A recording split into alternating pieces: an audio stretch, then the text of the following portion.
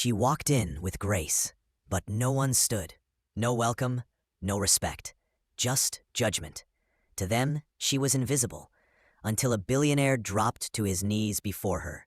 In 5 seconds, the entire wedding flipped. What happens when the woman you mocked turns out to be the most powerful person in the room?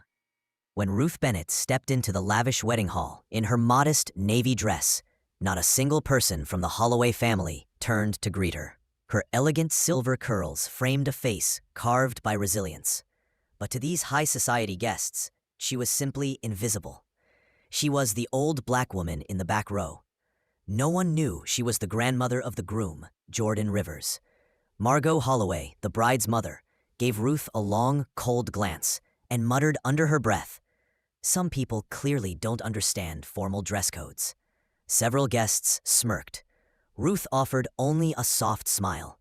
She hadn't come for their approval. She came to witness her grandson marry a woman from a family that treated legacy like a bloodline and respect like a currency. What the Holloways didn't know was that Ruth Bennett had mentored senators, built community housing from the ground up, and once turned down a governor's cabinet seat. She didn't wear power, she walked in it. As the evening unfolded, a man in a custom black suit stood from a table near the back. It was Malcolm Vega, tech mogul, philanthropist, and once a troubled teen from the South Side. Instead of walking to the microphone, he walked directly to Ruth and bowed. "Miss Bennett," he said, his voice reverent, "you gave me my second chance." The hall fell into stunned silence. He turned to the guests. "She believed in me before I believed in myself, funded my first startup, saved my life." Gasps swept through the room. Margot's husband, Edward Holloway, shifted in his chair. Ruth remained calm, her presence steady as stone. Margot stuttered. We didn't know." Ruth met her eyes. "You didn't care to." Jordan stood tall beside his grandmother. "She's the only person in this room who actually matters tonight." The energy in the room flipped.